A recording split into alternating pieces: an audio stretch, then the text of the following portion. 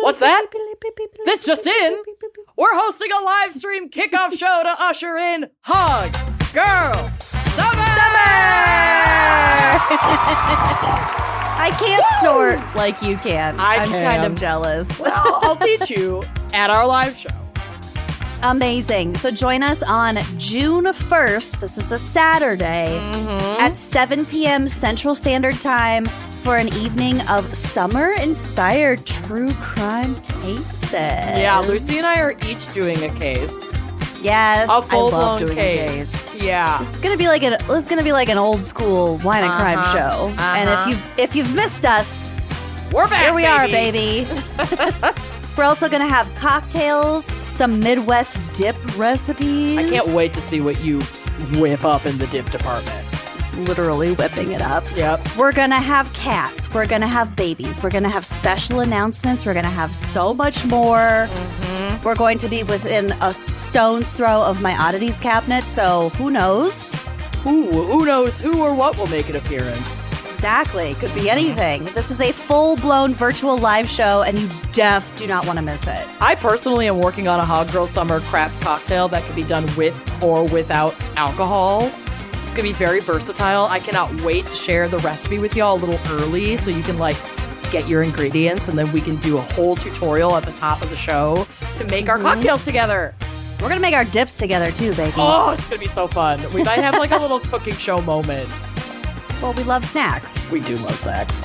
So tickets are $15 and include online replay. So if you're nervous that you're not actually available at that specific time, don't worry. Don't worry. Get your tickets now at wineandcrimepodcast.com. And we cannot wait to kick off the summer with you, Hogs! See, I'm bad at it. That was so cute. Wine and Crime contains graphic and explicit content which may not be suitable for some listeners. Listener discretion is advised.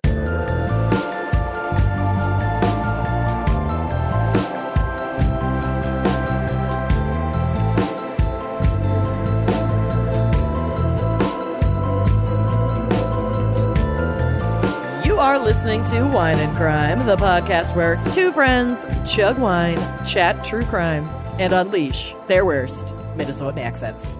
Oh, yeah. I'm Amanda. I'm Lucy. You are. Do you have your Stanley today, Lucy? Oh, yeah. This is a Stanley versus Yeti face-off. Well, tell the good people how many ounces your Yeti is. We have confirmed that yours is bigger. Hers is 69 ounces, 64 ounces. 64. Gross. This one's 32. That's half.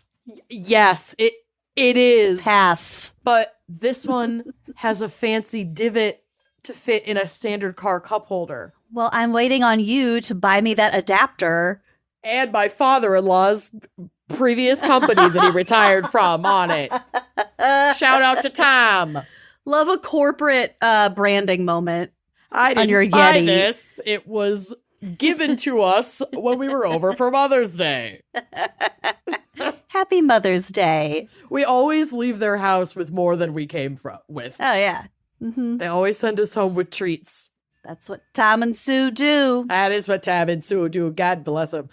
But we aren't here to talk about tumblers today. We're here to talk about a very special fan pick brought to us by Ashlyn Ash Pereira, who has chosen the topic of Newfoundland and Labrador crimes, to which Tell them what you did. I had a complete moment of panic today because I was so shout out to one of our researchers, Kathy. She's fucking badass and a lawyer and is so good at researching. And she sent me research outline for the case that I'm covering today, which you'll know it when we get to it. But then I thought that the episode was just Newfoundland crime. So I was like, okay, it's the region. Cool, got this. And I've got the fan pick, we're Gucci. Then I went to open the notes in the drive and saw Newfoundland and Labrador Crimes. And I was like, well, hold up. They can't both be regions. Is this fucking shit about dogs?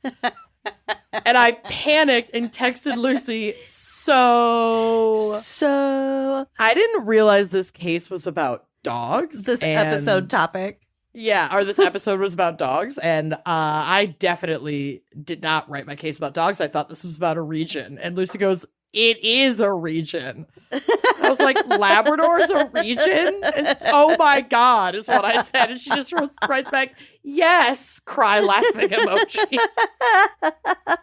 Hey, that is completely fair because I've been humbled. Newfoundland and Labrador as a set it's a fairly new thing, and we will get to Yorkie it. Poo a region?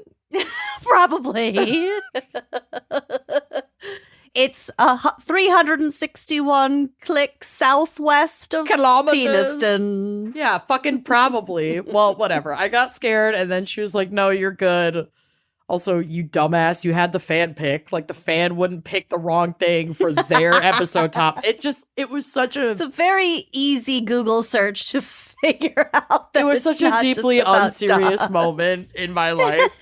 And I'm embarrassed. I feel like it kind of erases my perennial annual win. Oh, I don't know about that because I think about that a lot. All right, fair. But anyway, Newfoundland crimes. Newfoundland. But first, First, we got a quick butt plug for everyone. speaking here. of other places that aren't Minnesota. Yeah, speaking of no man's land, we have a very important message for true crime fans, which I suspect you are if you're listening. And that is that Amanda and I will be at the 2024 True Crime Podcast Festival in Denver the weekend of July 12th through 14th. We're Tell so us excited. more. It's going to be amazing. I'm so pumped to be reconnecting with many other creators that are there that we already know, but also like meeting a bunch of people both in the industry and not in the industry that we haven't met yet. I'm so excited. So we're going to be just one of many true crime and justice focused podcasts, joining creators and action oriented advocates from all over the place. So at this festival, you'll hear from survivors and their families. You'll learn about missing persons cases and unidentified victims. You can sit in on panel discussions, live tapings. You're definitely also going to walk away with some new favorite creators. I know I am. I want to make like 15 new best friends while we're there. I wouldn't put it past you. Nope. And yeah, there's just going to be so like the lineup is incredible and really robust. So we've got Sarah Turney as the keynote speaker, and just some of the other pods that will be there include Generation Y, The Fall Line, Crime Lines, The Trail Went Cold, True Crime Bullshit, The Murder Diaries, Voices for Justice, and like so many more. And it's like, I know that we've done some other conventions.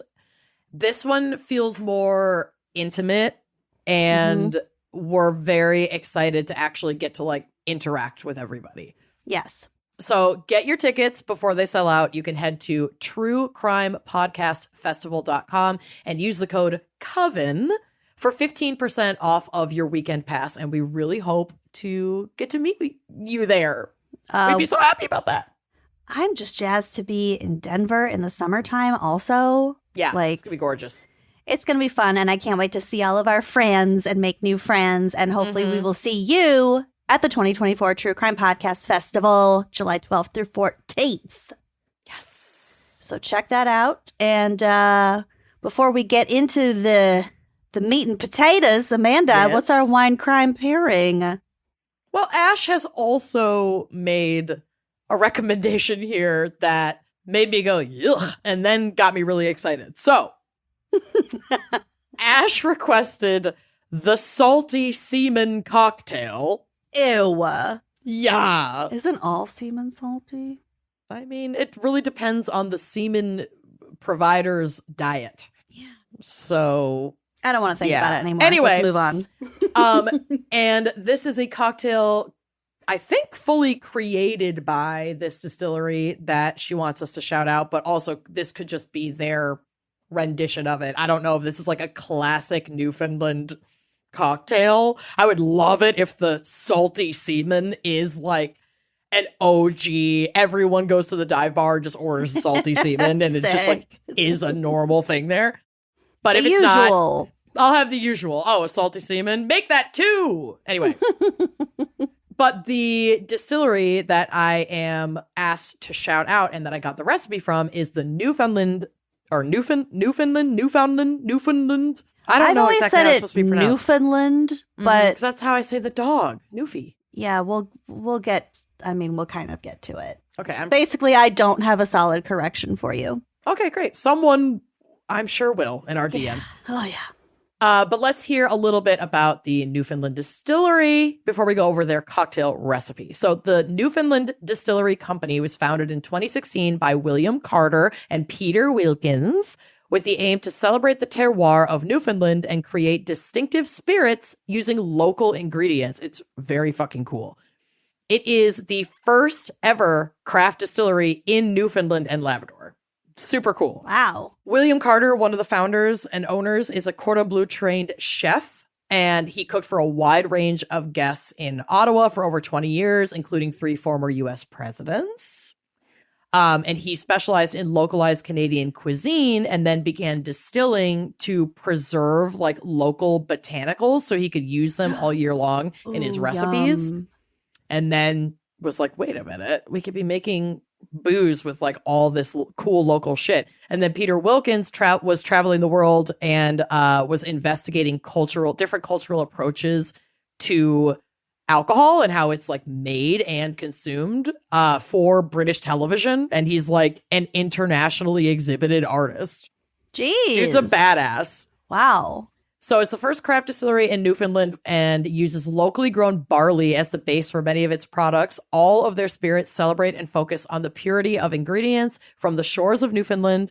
Juniper and other ingredients are all picked locally on land or from the sea. So they literally will use seaweed, and we'll get to it in their distilling. Oh.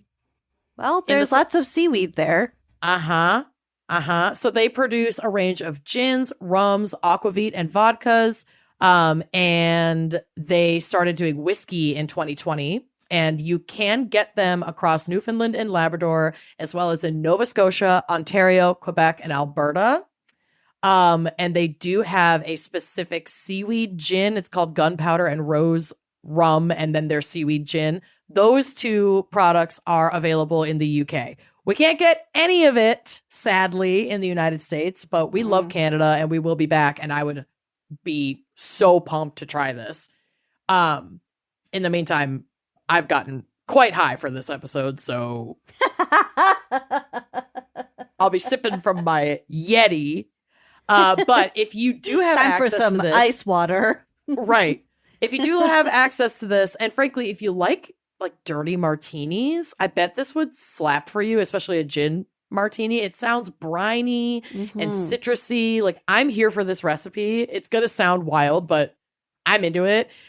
I'm super curious if I can recreate this with local stuff. So now that I like have access to more of this information, I might try and find supplements because I want to make the Salty Seaman. I want to make this cocktail. This is what they say to do: 2 ounces of seaweed gin, 3/4 of an ounce of lime juice, 1/4 of an ounce of lemon juice, a 1/2 ounce of simple syrup, which is just like sugar water, a dash of seaweed and nettle bitters, and a pinch of salt. Even get that? You can make your own bitters, but people make all kinds of different bitters and tinctures and things like that. Seaweed and nettle bitters. So they said to That's badass. I know, right? Doesn't this sound fucking sick? I want to try it so bad. Add ice to a shaker and pour over the seaweed gin, the salt, the lemon juice, the lime juice, and the simple syrup. Shake well for no more than 10 seconds because you don't want to get it all watered down from the ice, and strain into a chilled glass. Drop in a dash of the seaweed and nettle bitters, and that's your cocktail. You could garnish it with dried seaweed if you wanted to, but like it's a martini, essentially. Wow. Doesn't that sound wild? It sounds really good. I would definitely have a sip of it because I'm not a gin gal, but I feel like I can see the flavors of this cocktail. I bet it's gorgeous. And it looks like a roiling ocean. Yep. If you're anywhere near or capable of visiting the area of Newfoundland and Labrador, check out the Newfoundland Distillery. You can also just look them up at thenewfoundlanddistillery.com. And yeah, I want to go over there and try their cocktails. Well, it's only a 9.5 hour flight if you do want to get there. That is kind of far, but I can handle that. Maybe it's a 9.5 hour drive. Hold on. There's no way. It's got to be longer than that as a drive, because that would be like driving to Chicago plus 3 hours. There's no way. Newfoundland. We're on the Great Lakes. They're all connecting. Yeah, they're all connecting. Yep. It's far.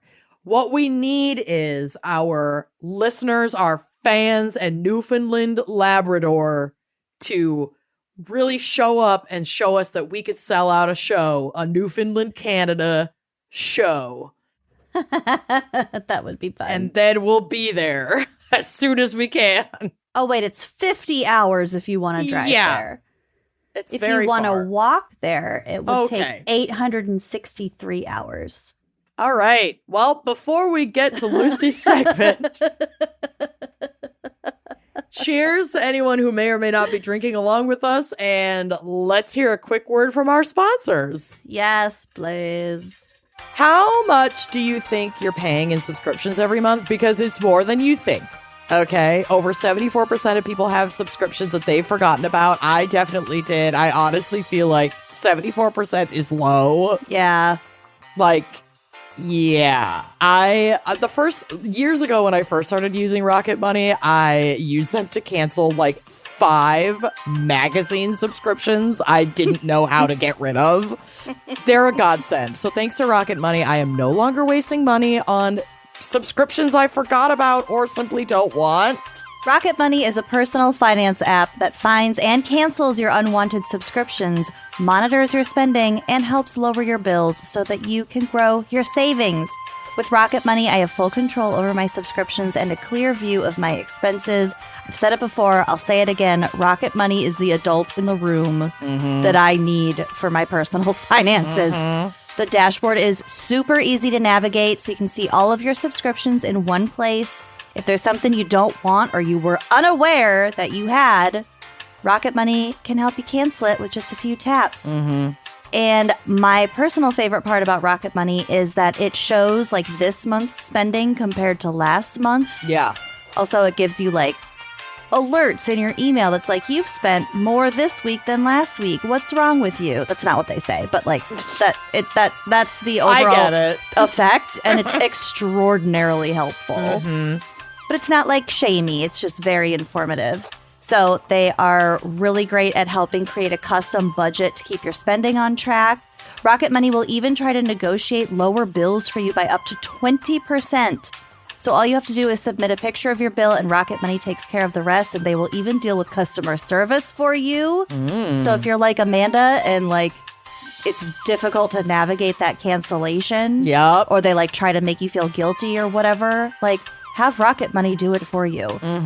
Rocket Money has over 5 million users and has saved a total of $500 million in canceled subscriptions, saving members up to $740 a year when using all of the app's features. Stop wasting money on things you don't use. Cancel your unwanted subscriptions by going to rocketmoney.com/gals. That's rocketmoney.com/gals. One more time, rocketmoney.com/gals. And treat your wallet. Treat it. Did you know, little fun fact for you, new fear for Amanda. Oh, Lord. That traditional bed sheets can harbor more bacteria than a toilet seat. I can't. This can lead to acne, allergies, stuffy noses, plus it's just gross. Miracle Made offers a whole line of self-cleaning antibacterial bedding, such as sheets, pillowcases, and comforters that prevent up to 99.7% of bacteria growth.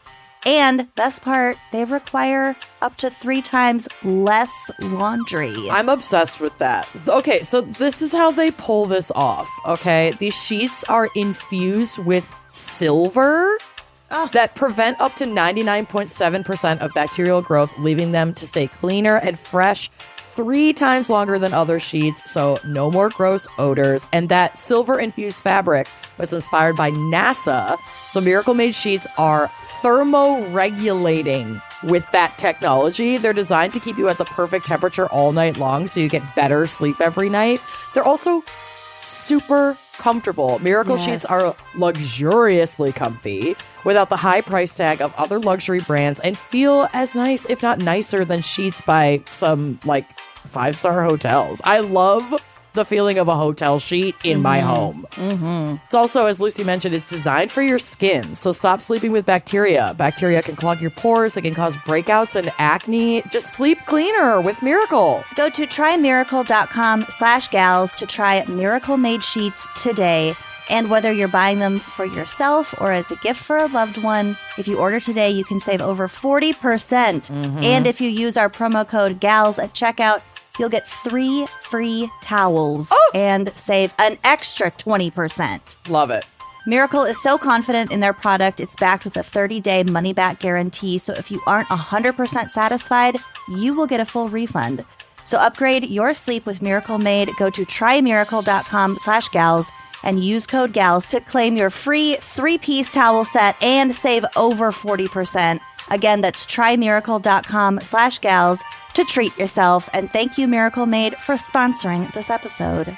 Okay, Lucy, what is our background? And I don't know if we'll get psych for Newfoundland and Labrador crimes. Well, the there's region. There's vexology, the flag. Oh, yes.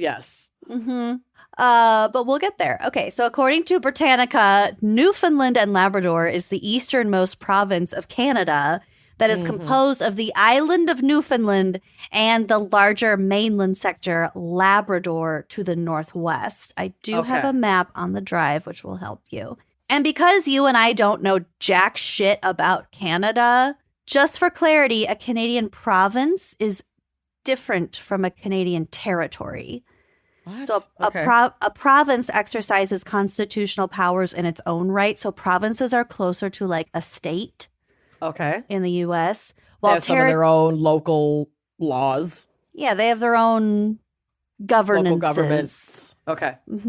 While the territories exercise delegated powers under the authority of the Parliament of Canada. So they've got a little bit of British leftovers going on. Yeah. They have a parliament are the territories sort of like so vast and spread out that they were like, y'all are just going to be under the laws of like a federal government? Because you're all out way out in the booties, and this is not going to work for me. Or like, why, how do they choose what's a territory and what's a province?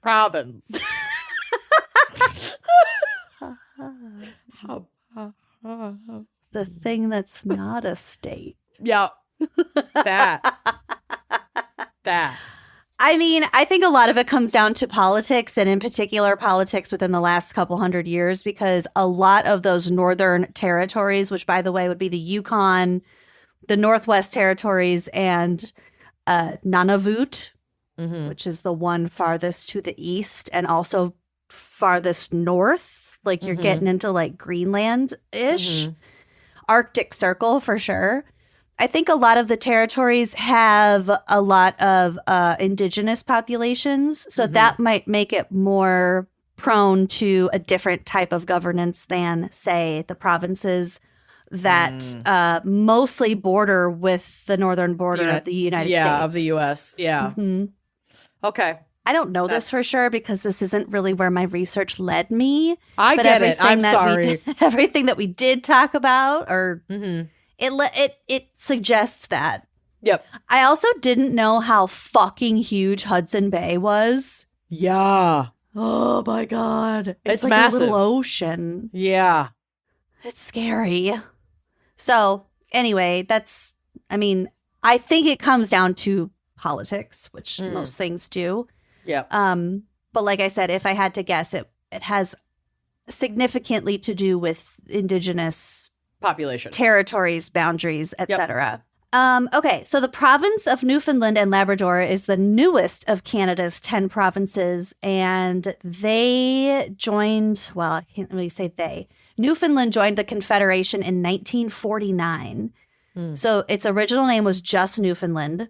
And then it wasn't until 2001 the Constitution of Canada was amended to change the province's name to Newfoundland and Labrador.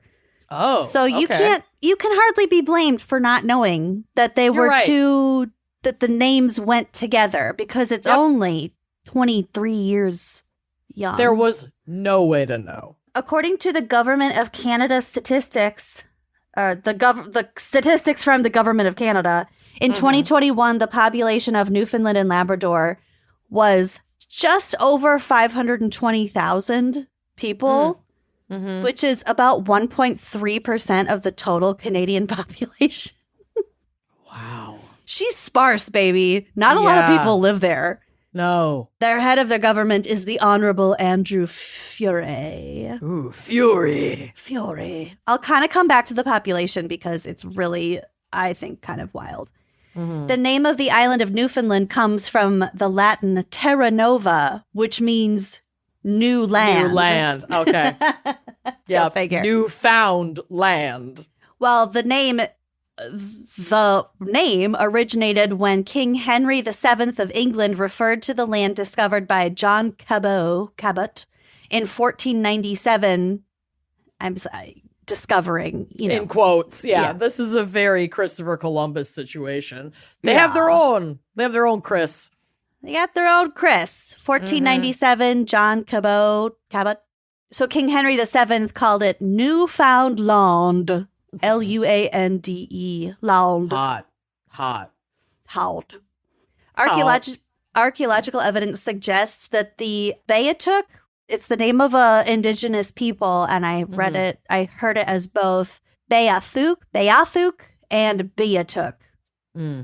Or Beothuk. So I'm going to go with Beothuk, but there were differing pronunciations. So the Beothuk people inhabited Newfoundland long before European colonization and may have descended from earlier people who occupied the island for several thousands of years. Wow. At the time of European contact, the Beothuk occupied at least the north and southeast coasts of the island and had a population of somewhere between 500 to 1,000 people. So it was a small community-ish community. They were also kind of split up into different groups, and they were fairly nomadic, like hunter-gatherers. They were sometimes referred to as the, quote, Red Indians because they often painted themselves and their tools and weapons with ochre. So it made them look like a dark red. And because they were on an island and because there were such low numbers of them, they were isolated from other indigenous groups and were more susceptible to the effects of European contact. So sadly, by the 1830s, disease, colonization, conflicts, and competition for resources led to their extinction. Oh, God. So while there are like traces of people with Beothuk like ancestry lines, there's not like a community of living people in this tribe. So it is an extinct, quote unquote, extinct tribe. That's awful. The origins of the name Labrador is believed to have been first applied to Greenland, called the Land of Labrador by early Portuguese navigators, and later transferred to the northeastern mainland by cartographers. So cartographers were like, nah, we think you were talking about this spot and not actually Greenland. The name likely derives from the Portuguese explorer João Fernandes, who was a Labrador or landholder in the Azores. That's what Labrador means? Landholder? It's Portuguese for landholder. That's wild. Damn. So the Azores or the Azores are some islands in Portugal. Political control of the peninsula was passed back and forth between Newfoundland and Quebec, which is the province directly to the west of Newfoundland and Labrador, thus confusing the name's geographic significance until the Quebec-Newfoundland border was established in 1927. Although Newfoundland's claim to the watershed of all rivers flowing into the Atlantic Ocean is recognized in the Constitution Act, many Quebecers still consider Labrador a part of Nouveau Quebec or New Quebec. So there's still kind of like some historical claim to the Labrador area because and that is where a lot of those. Yeah, I don't even know if it's like disagreement because those are the borders that have been drawn and established, but it's just more of like a heritage sort of a, you know. They're claiming it in the soft sense of the word. Experts have traced human habitation in Newfoundland back 9,000 years. Wow. That's wild. Evidence of maritime archaic native occupation. So like very early like seafarers in the Arctic Circle. Oh my God. So people who just like went out in fucking boats and just discovered new places. Little boats that they built. In the Arctic. In the yeah, I know. Just I wouldn't last a fucking day. Not a day. Not a day. Not an afternoon. A warm afternoon in July. I couldn't do it. Not without my weed vape. I have a few demands. You guys, where are we and where the fuck is my vape? You guys, whose turn is it for Yahtzee and where the fuck is my vape? Stop everything. Where the fuck is my vape? Turn out your pockets, you bitches. One of you has it. One of you has my fucking vape. Courtney was like, I can see it from here. You left it by the hot tub. I would like to formally apologize. I did indeed leave my vape out by the hot tub and then really came at you guys super hard about wondering where my vape was. So for that, I am so very sorry. So if anyone's wondering how our trip to Palm Springs was last weekend, that pretty much sums it up. I just kept trolling everybody all weekend. Stop everything. Where the fuck is my vape? Fuck is my vape? And it just gets more manic and hysterical every time. I'm so sorry, you guys. It's in my purse. I'd like to formally apologize. One thing that's unique about me is where the fuck is my vape? I will fucking lose my mind if I can't find my vape. Lost vape, lost mind. We had a good time in Palm Springs. Anyway, what were we talking about? Not dogs? Like Vikings and shit. Yeah. Okay, so evidence of maritime archaic native occupation dating back at least 7,000 years has been found at L'Anse Amour burial site on the southern coast of Newfoundland. Okay. Labrador was likely what was called the Markland of Viking sagas. So when you read about what is presumed to be like historical ledgers about like the Vikings. Okay. One of them, not me, because I only read smut, but when the royal you read about. That's what I always mean. Okay. When I'm talking about literature.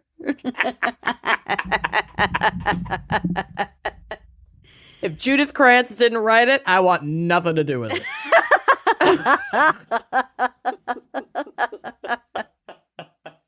If there aren't at least 2 sets of nipples on the cover, I don't want anything to do with it. Nothing to do with it. Okay, so Markland is often referred to in these Viking stories. So they think that's cool. Labrador. Wow. And so Labrador allegedly was visited by Nordic explorer Leif Erikson around the year 1000. I think we literally graduated high school with a Leif Erikson. Angela Erickson. There were a lot of Ericksons. There were. But Leif I know Erikson. There was a Leif or a Leaf. Maybe I don't know. Whatever. That name sounds very Scandinavian, and I love it. Blend's Blidthun's siblings. They all have probably very Scandi names. Scandi and Viking. Yeah. Scandi Viking. Mm-hmm. Anyway. So if Leif Erikson did visit Labrador around 1000 AD, he would be the first European in North America. Maritime archaic culture was displaced about 4,000 years ago by the southward expansion of Paleo-Eskimos from the Arctic, who were in turn displaced by the ancestors of the Montagnais Naskapi and the Inuit.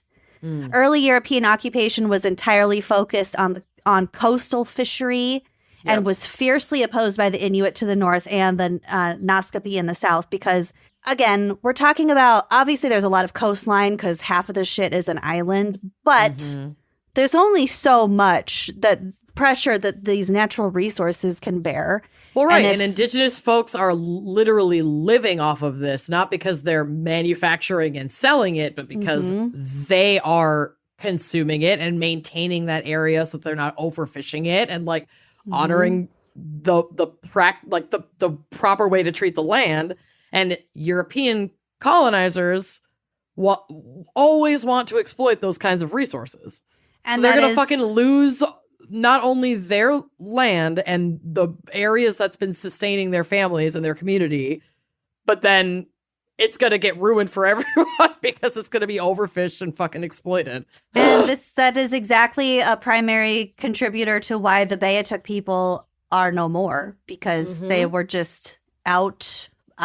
They were driven out essentially by the Europeans and anyone who was coming there to commodify their resources and their land, which is just, classic colonizer. Yeah. Whatever. I mean, it's a story. It's a very old story. Unfortunately.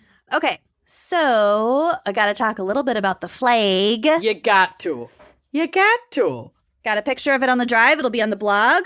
Yes. The flag was introduced and adopted in 1980. So still all of this is very recent. And it was designed by Newfoundland artist Christopher Pratt. Chris Pratt. No, the worst Chris. Not to be confused with Joey McIntyre. What's his name? What? I can't even. Toby Maguire. No. Toby Maguire? Who's the other one? What's wrong with me? What did I just say? Joey McIntyre? That is a completely different person. I can't follow this at all. Why? Usually You have ADHD. You can't follow I know. this? I'm usually so good at following these kinds of fucking leaps. I have no idea where you got Joey McIntyre. Toby Maguire, Joey McIntyre. It's almost the same name. Guys, it's identical. Okay, we got Jake Gyllenhaal, who looks just like Toby Maguire. So you can see those two. Yes, they do. Then Joey McIntyre, Toby Maguire. They sound as much as the other two look like. And I forgot the other guy's name, so. Oh my God. Okay. Pause. Everyone fucking stop. You guys, wait. Stop. Where is my vape? Where is my fucking brain? I cannot continue until we type in Jake Gyllenhaal and I show you a picture of him. Jake Gyllenhaal. He cute. Yeah, okay. Yep. Who's the one he looks exactly like? Topher Grace? No, Toby Maguire. Still wrong. Which one was Cider House? Toby Maguire. Are you sure? Yes. That's Toby Maguire. That squinty... I think they look exactly the same. Spider-Man. Yeah, but in my mind, their faces just replace each other. Absolutely not. Now, Toby Maguire and Topher Grace have at least like hair coloring similarities, but they all have brown hair. They still look nothing alike. Well, first of all, it's very grainy in the screen that you're showing me. I rest my case. And Joey McIntyre was a new kid, right? Yes. I can't. You know what? It's fine. I don't need everyone to understand me. Thank God, because you don't have me. I could not follow those jumps were too far. I couldn't figure it out. All right. The flag. Those jumps take you 846 hours to walk to. If you were walking.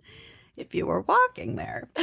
Okay, designed by Chris Pratt. The design was chosen due to its broad symbolism. So the blue represents the waters of the sea, lakes, and rivers. Mm-hmm. The white represents snow and ice. Mm-hmm. The red represents human effort.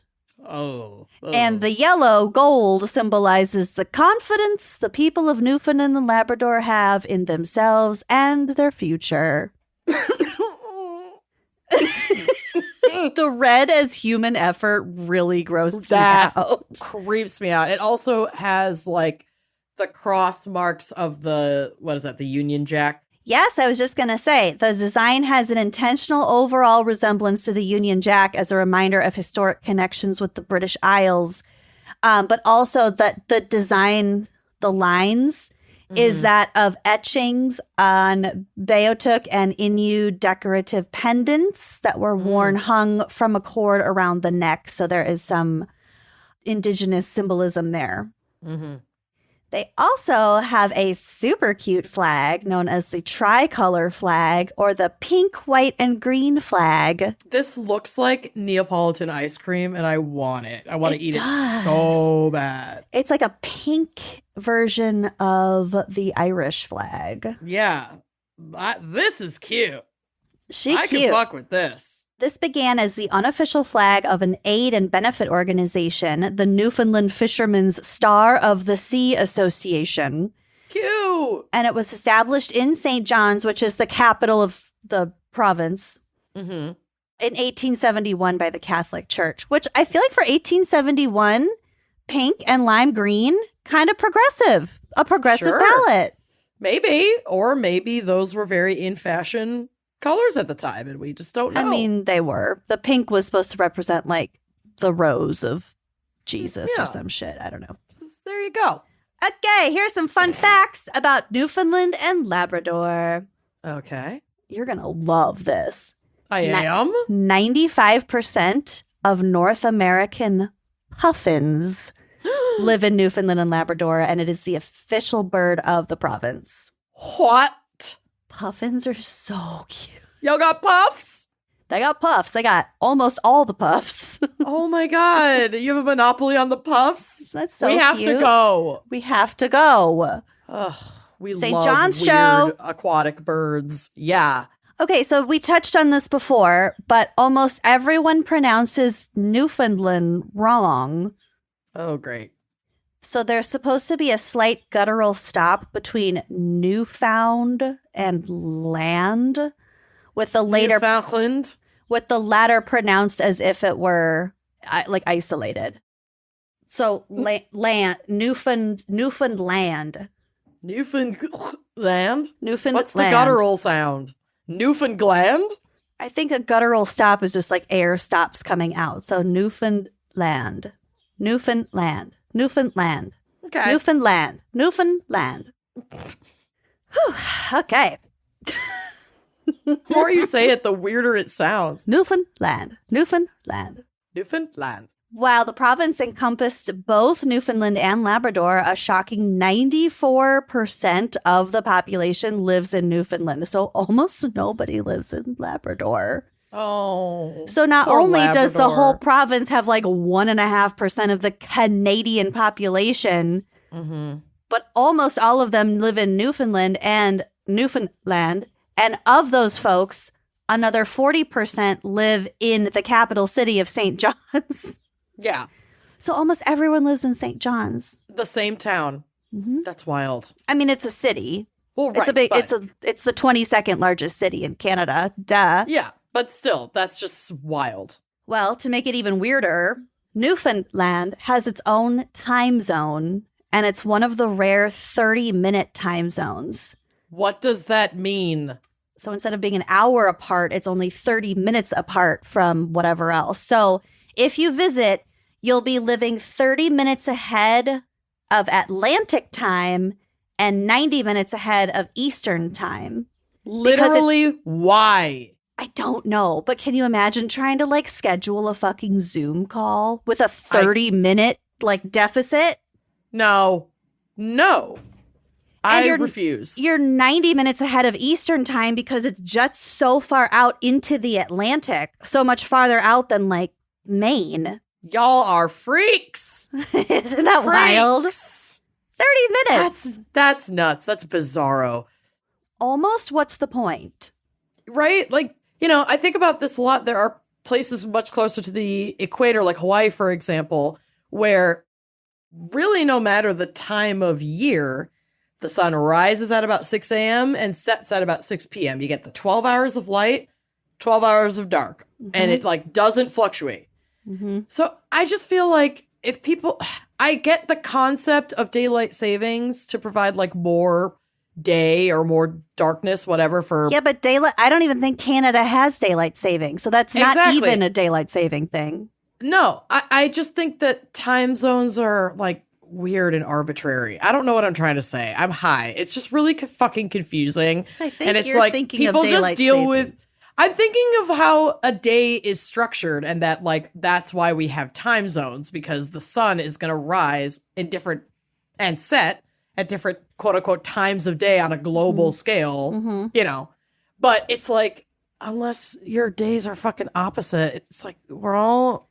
I know. I don't get why a 30 minute difference is going to be that big of a... Right? At that point, what's the point? For me, I feel like even East Coast and Central Time are like kind of silly, and that the only one that really makes the most sense to me is like all the way out west. Mm-hmm. But I don't know. I just think this is fucking weird. Like, I don't get the reasoning. I just don't like it. I really don't like it. It's bothering me. It adds to the magic of Newfoundland and Labrador. Like, I'm gonna be either really early or really late to everything. On this half-hour shit. I'll either be 90 minutes early or 30 minutes late. At least 30 minutes late. I can't do this. I can't do this. No. It's too much pressure. Okay, so I told you that the first known European presence happened in like 1000 AD in North America. Mm-hmm. So that was in Newfoundland. It's at the northern tip of the island, and this was a location of a Viking colony that was discovered in 1960. Wow. The settlement what a discovery. Yeah. The settlement is believed to have been founded around 1,000 years ago, and this spot is so important that it was named a Canadian UNESCO World Heritage Site in 1978. Cool. Okay, so we've discussed their accents a little bit. They're fucking wild, and I do have... Well, I guess the pronunciation of Newfoundland. Sure. So the accents between Newfoundland and Labrador are... they're distinctly different. So their accents are flavored by Irish and English settlers and were strengthened by isolation and the fact that the province only became a part of Canada in 1949. So before that, the people who lived there were sort of like, well, we're part of Britain. Oh, okay. They were just a colony, essentially. Yeah. Like they were under British rule until 1949. That was going to be my question, is like, did they have their own, basically, little country? But no, they were a British colony. They didn't have their own little country, but their accents did develop in a little bit of a bubble, and that's why they're so fucking weird. So strange. The area has endless varieties of English, and the way that people speak can say a lot about them, where they live, like specifically where they live. Okay. So if a person uses ye or yay to refer to a group of people, like where are ye going after work? Okay. They might be from Conky, which is on the Great Northern Peninsula of Newfoundland. Okay. Or if someone emphasizes the I in words as used in Irish English, such as saying milk versus milk, then they are likely from the Avalon Peninsula. Interesting. According to the 2016 census, 97% of residents reported English as their native language, making Newfoundland and Labrador Canada's most linguistically homogenous province, which is weird considering their accent. Mm-hmm. And having said that, much of the population is descended from Irish settlers, giving Newfoundland its reputation as, quote, the most Irish place outside of Ireland. So I have a couple samples for you. Yes. So here's a sample of a 53-year-old woman from Calvert, Newfoundland. Okay. Listen to how, like, Irish this sounds. When she got there was a woman with a goose waiting for her. The woman gave Sarah an official letter from the vet. The letter implied that the animal could be suffering from a rare form of foot and mouth disease, which She's talking about a sick goose, by the way. Yeah. Okay. was surprising because normally you would only expect to see it in a dog or a goat. Sarah was sentimental, so this made her feel sorry for the beautiful bird. Before long, that itchy goose began to strut around the office like a lunatic, which made an unsanitary mess. Ugh. Okay, but the long O's sound pretty Minnesotan too. Before lang. Yeah. Before lang. But then there's such a very clear Irish affect in there, too. Oh, yeah. It's so cool. And sometimes she just sounds like fully Irish, and then other times she sounds Midwestern. Mm-hmm. It's weird. Okay. It's very more. odd. I'm going to. Okay, here's another one. Mm-hmm. This is a 26-year-old white man from Placentia, Newfoundland. Oh, placenta. Placentia. Tell him placenta. People look, but no one finds it. When a man looks for something beyond his reach, his friends say he's looking at the pot of gold at the end of the rainbow. Yep, born in Placentia, right in Placentia Cottage Hospital, and I've lived in Jerryside I lived in like that area all my life. And then I went to town. Town is there's only one town in Newfoundland. That's St. John's. So even though with all the rest of them, there's still two towns. I don't know why, but lived there, like went to school for like 7 or 8 years. I'll fast forward a little bit. Normal. But no, He just sounds like an American bro. There's people from the Cape Shore, like, But kind of drunk. because of Jesus, like that, right? That's the way they talk, and they're the people you're going after if you want to get the Irish dialect, because there's some people out there I haven't got a clue what they are saying, right? So from Newfoundland, other than the fact that we drink a lot more than most people. Okay, so he's a little bit younger than the first lady. Uh-huh. I'll go to an older man. Yeah, I feel like that guy didn't have much of an accent at all. I would have just assumed he was like an American college bro. Mm-hmm. She ate a bowl of porridge, checked herself in the mirror, and washed her face in a hurry. Then she put on a plain yellow dress and a fleece jacket, picked up her kid, and headed for work.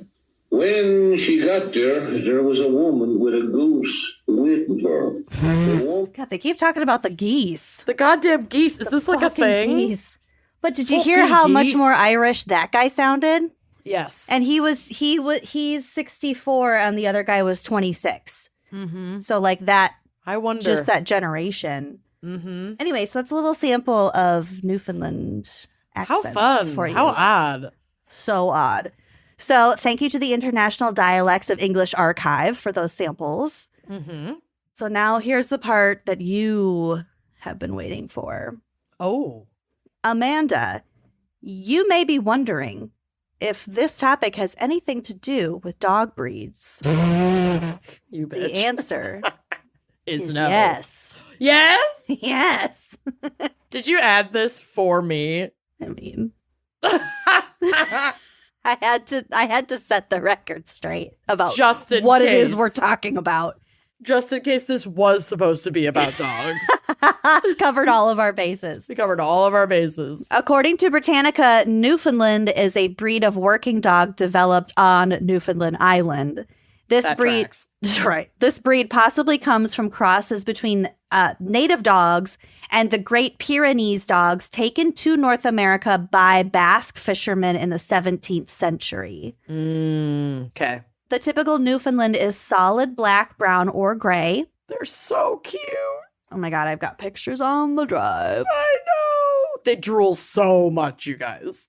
I also love the picture of the woman with They're like so cute. 6 Newfoundlands around Yes, her. And they her are I Heart Dogs t-shirt. I love Dags. Dags. She's living my best fucking life She right is now. covered in saliva right now. 1000% and a lot of hair. Ugh. The Landseer Newfoundland, named for Sir Edwin Landseer, the artist who painted the Newfoundland, Mm-hmm. is usually black and white. It is a huge, characteristically gentle, patient dog standing 26 to 28 inches tall and weighing between 100 and 150 pounds. So They are gentle giants. They're really big fucking dogs. big. But they're like so good with kids.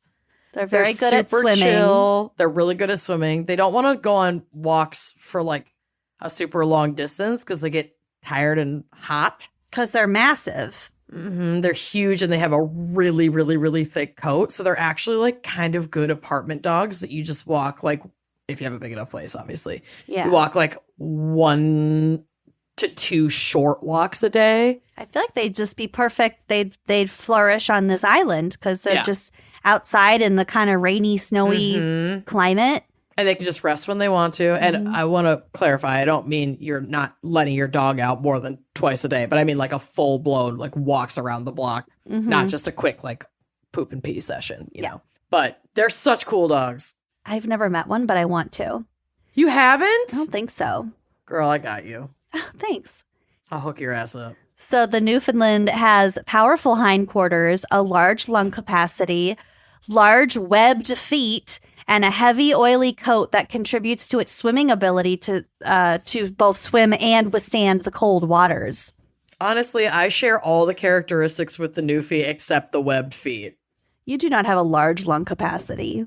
Have you seen how long I can sustain, first of all, like a Celine Dion riff, how loud I can yell, Yeah, that's true. how deeply I can inhale a bong.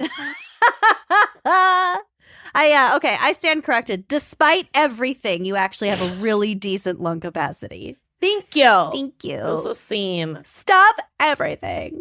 Shut the fuck up. Where the fuck is my vape? I'm so sorry. It's right here. It's right in front of me. That's right where I left it.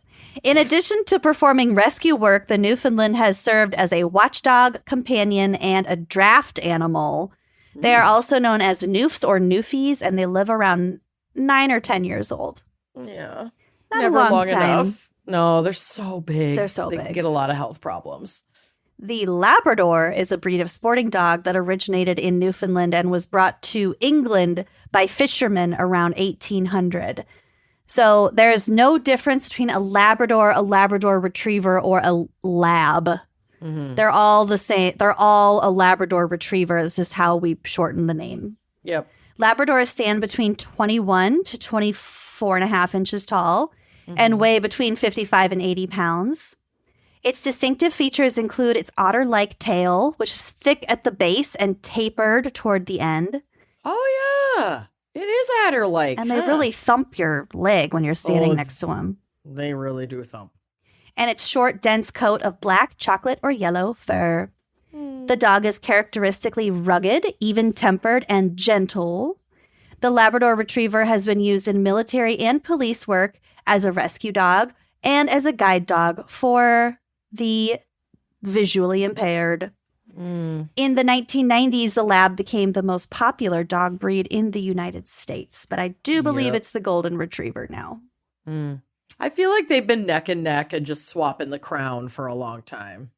I mean, the kinds of families that own either one are the same kind of family. Bring back Chinese crested all the way to the top of the list. Sick. Sam, the world's ugliest dog, is my hero to this fucking day. I love that dog. His little teeth. Ugh, all Google crooked. him. Google Sam, the world's ugliest dog. I can see him in my mind's eye. I'm not saying you. I'm His- talking to the royal you. His visage is burned into my memory. Burned. We were obsessed Seared. with him. We printed pictures of him on my family Windows 95, like Gateway 2000 computer. I remember that. This dog is like an original meme. The kind of wild. meme you printed out. Yeah. Okay, I have one more little story for us. Mm-hmm. I wouldn't even call it a mini case. It's just a little cherry on top. Okay. So, on March 31st, 1949, the island of Newfoundland officially became a Canadian province as we know. Mm-hmm. So, during World War I, Newfoundland was still ruled by Great Britain. Mm. So, when Britain declared war on Germany in 1914, Newfoundland was also automatically at war because Britain just dragged them on into it. Yep. Over 12,000 Newfoundlanders enlisted in the war. Mm-hmm. These Newfoundlanders were known as the Blue Putties because of the color of the wool fabric on their uniform. Interesting. In 1916, the Blue Putties went to France to fight in the Battle of Somme. And this battle was to help stop the Germans from further invading France. Mm-hmm. The 2nd Battalion of the Newfoundland Regiment was supposed to attack the Germans on July 1st near the village of Beaumont-Hamel. Mm-hmm. However, the Germans were somehow informed about their attack, about their attack plan, and prepared to attack the Newfoundlanders before they could really start their attack. There was they found out about the plan. They planned a counterattack. A secret counterattack. Mm-hmm. So when the I cannot It's say so that. hard to say. Just say the Newfies. When the Blue Putties left their trench, they were like, "All right, time to go. We're leaving our trench. We're gonna go surprise the Germans and stop them." Ugh. They went over the top of their trench to advance towards the enemy, and they walked straight into a hail of machine gun fire. Oh, God. So around 800 Blue Putties went into the battle that morning, and over 700 of them were either killed, wounded, or went missing. Almost every single one that went out. Mm-hmm. Oh, wow. So those who did survive had to stay in France and continue fighting. And understandably, they were really depressed after witnessing almost all of their peers be killed in action. Half their fucking town. Over half of all of the Newfoundlanders who went over to France to fight in the first place. Yeah. Some Canadian soldiers noticed how they were pretty sad. Mm-hmm. And they offered the Newfoundland Regiment a gift, a very special canine gift. They sent over a large Newfoundland dog whose name was Sable Chief. Sable Chief. Oh. Sable Chief was around 150 pounds, so he was definitely on the large end of the Newfoundland size spectrum. Big boy. And he attracted a lot of attention because of his large size. He became the mascot of the 2nd Battalion of the Newfoundland Regiment.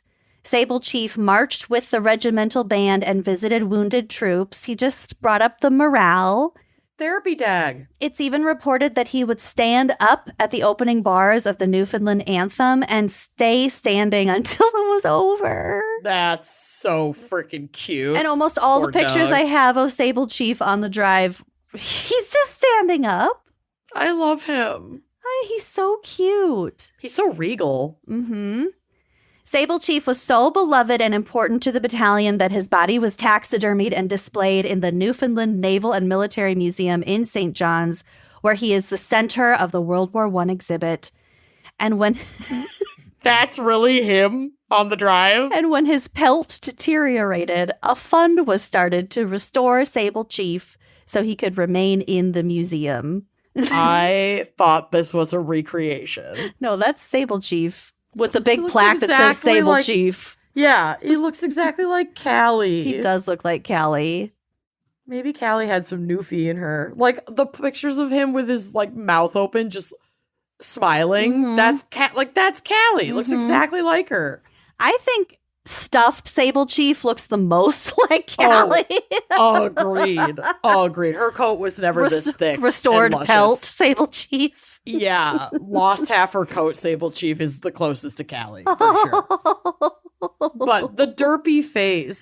So sweet. So Sable Chief is a wartime hero. God, he's so cute. I love him. Oh, I also have a picture on here of see the one labeled mix. You can crossbreed labs and newfies, and you get this adorably derpy looking thing. Oh, what a cutie. And a little smaller. I think they're a little smaller. Less, There's they're a little less squished in the face. Cute. But anyway, so that is the background of Newfoundland and Labrador. Wow. And I hope there's at least one person listening, because y'all have a very sparse population.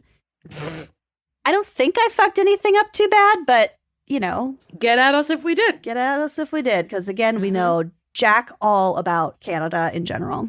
And most things. All right. Well, shall we take a quick break and hear a word from our sponsor? Let's do it. Okay. Are you ready for my case? You're not. The way you're rubbing your eyes makes me think I'm not. We talked about the dark cases. Did I say I was going to take a break from dark cases? Yes. Yes. Those were your words. Did I, though? Not really. I didn't. First of all, it's not my fault. Fan picker, Ash. Blame Ash. Okay. But also, when this topic hit the calendar, there was also a case request from our fan picker to cover this. And it definitely is like the most famous true crime story to come out of this region. So it makes perfect sense why this was the pick. Okay. Also, if you have seen the documentary Dear Zachary. No. And been absolutely gutted. Oh my God. By the end of that documentary, then you know what's coming. And that serves as my trigger warning. That was honestly, I think that was the first true crime documentary I'd ever seen. If you haven't seen it, I do recommend it. It is beautiful, it's tragic, it's and powerful documentary filmmaking. Fuck you up. But it will destroy you. Wow. And we'll circle back to the documentary at the end, because there's a little more that I want to say around that, but we'll get to it. So Shirley Jane Turner was born on January 28th, 1961, an Aquarius, in St. Anthony, Newfoundland, Canada. She was Canadian-American because her father was in the U.S. military and her mother was from St. Anthony. So the kids got like dual citizenship, basically. She spent early childhood in Wichita, Kansas, with 3 siblings before her mother moved with the kids back to St. Anthony. After separating from her husband, they eventually got divorced, but she left with the kids before they even got divorced. Not a whole lot is recorded about Shirley's childhood, likely because it was, for the most part, pretty normal. Obviously, divorce is very hard on children. But it seemed that she was well provided for. She didn't grow up in an abusive household.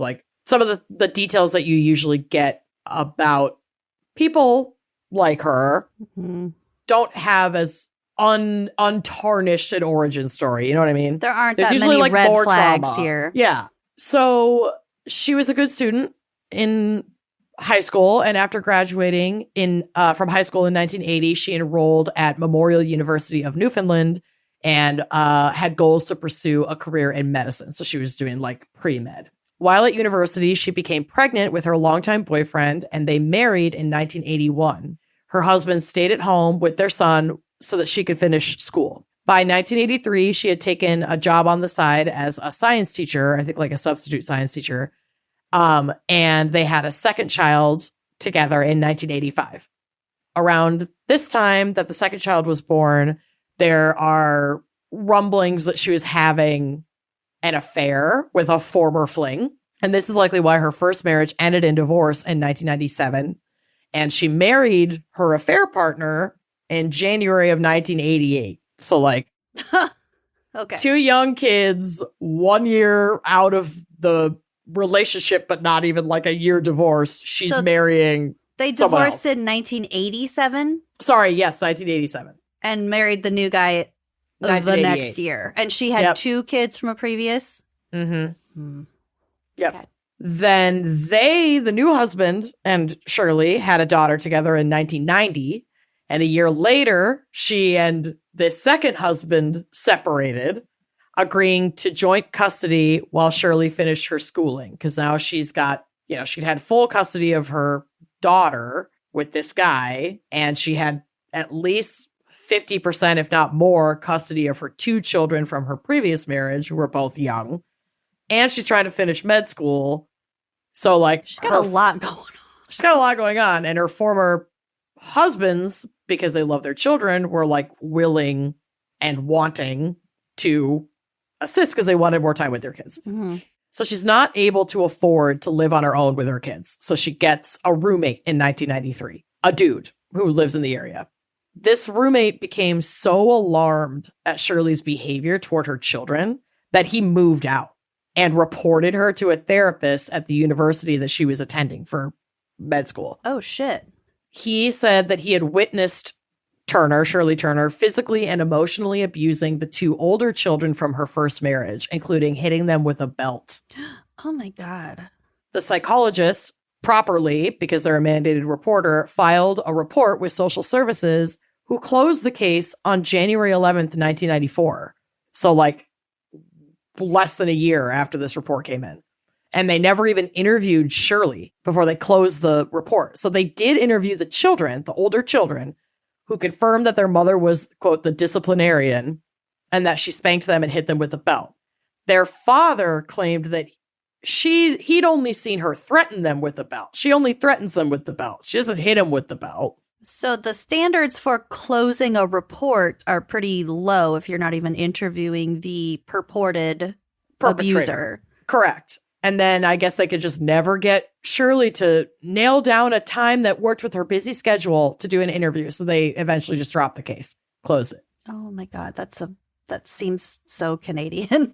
I mean, it also seems very American and very white people being accused of abuse and us not using those resources to look into it because we're too busy using them to punish and harm marginalized people and people of color. That's, it's not just, doesn't just happen in the US. It also happens in Canada and all over the world. So we all have that in common. Just seems excessively polite. That's like, we don't want to interrupt. Or we couldn't get busies. you scheduled. All right, we'll just let it go. Yeah.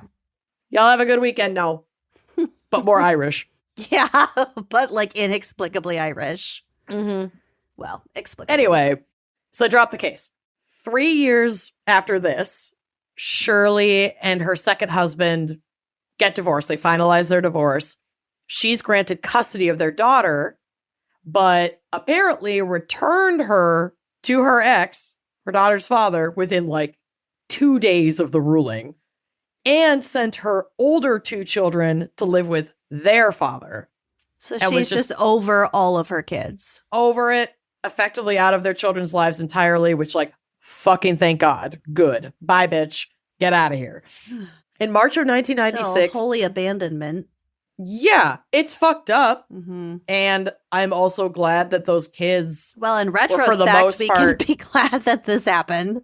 Yeah, that they were for the most part protected from her. But, it's tragic all around. In March of 1996, Shirley Turner began a relationship while working as a resident. She wasn't like a full doctor yet. I think she was still doing a bunch of her training hours when she first started here in 1996. But she struck up a relationship with this guy named Miles Doucette, and he was also a resident at St. John's Hospital. A few months later, his employment, like where his residency was going to go next, caused him to relocate out of St. John's.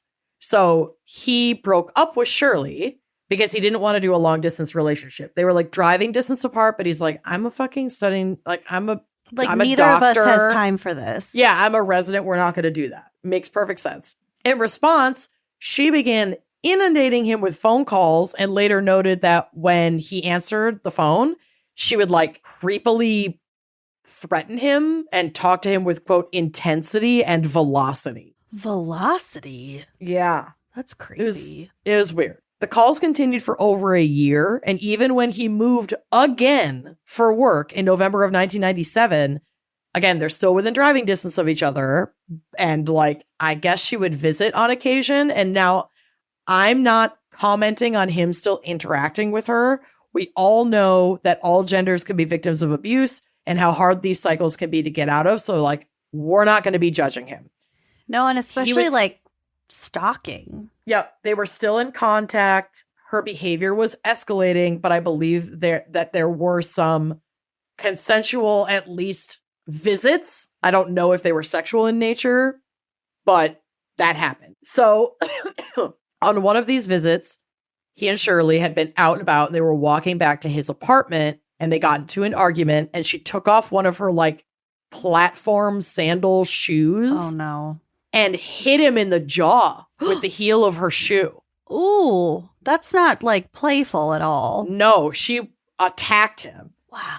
And from what I understand, this was the last straw. He tried to once again completely cut off contact with her, but she kept leaving threatening voicemails and like kept showing up to his apartment unannounced. He had the police remove her from the premises on at least one occasion. Ew. He moved again in 1998, this time leaving Canada entirely and relocating to Pennsylvania.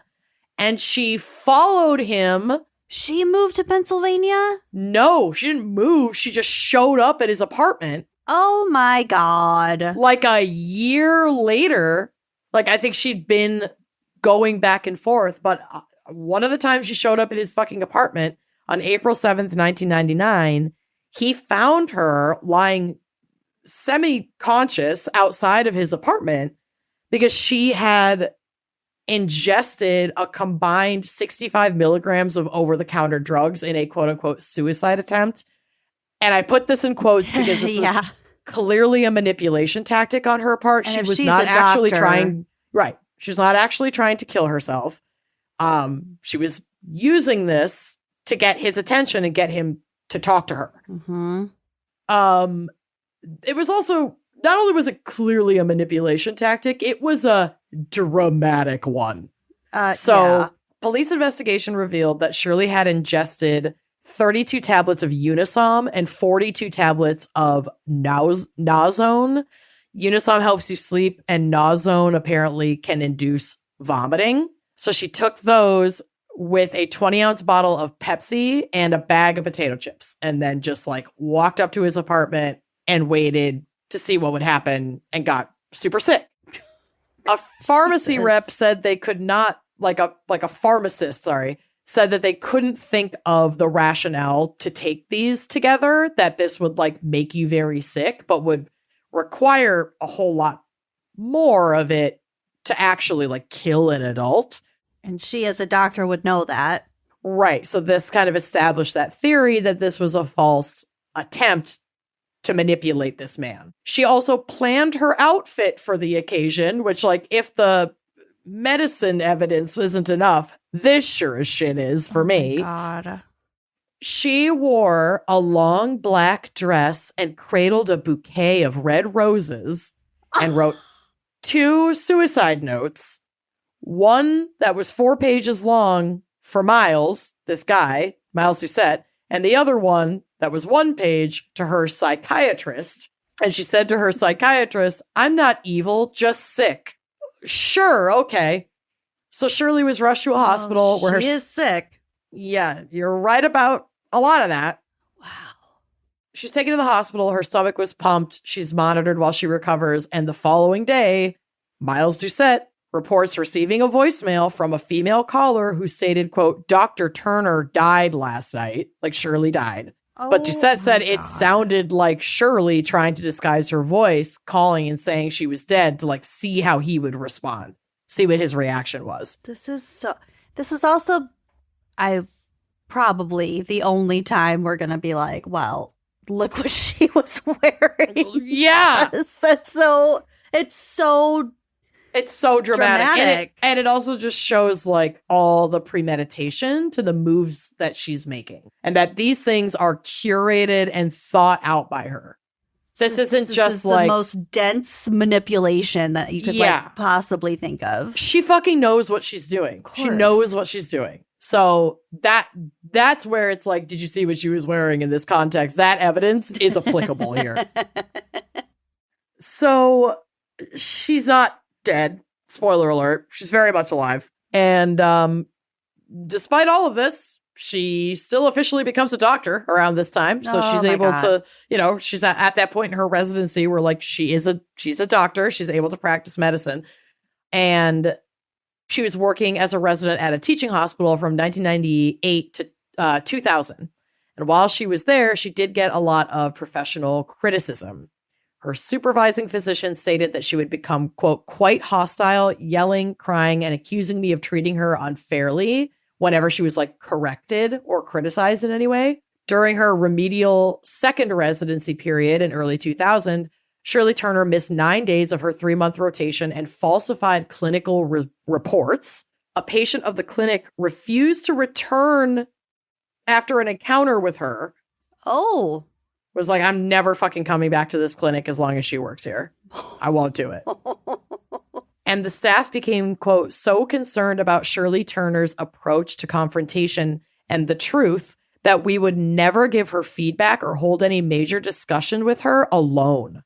People were afraid to talk to her one-on-one. They always wanted to make sure there were other representatives and witnesses there. They were scared of her. Probably a smart thing. Yes, very smart. But also, why you would never... Can you imagine working with that person? I don't know. Especially in a clinical setting where your primary obligation is to take care of people. Right. Mm-mm. It's pretty obvious, though, that the people who she had to actually work with and for had a very different relationship and interactions with her than other people in the hospital that she was manipulating. Because she once again, at this this teaching hospital where she's working, meets a colleague and they strike up a romantic relationship. Oh, no. And this is Andrew Bagby, who she meets in 1999, and they start to date. Andrew was described as a kind, devoted son. He made Eagle Scout at 15. He was like super family oriented. He was an only child. He made friends super easily. Like everybody knew him. Everybody loved him. He was inspired by his mother, who was a nurse practitioner, to become a doctor. So he wanted to work in medicine because of her.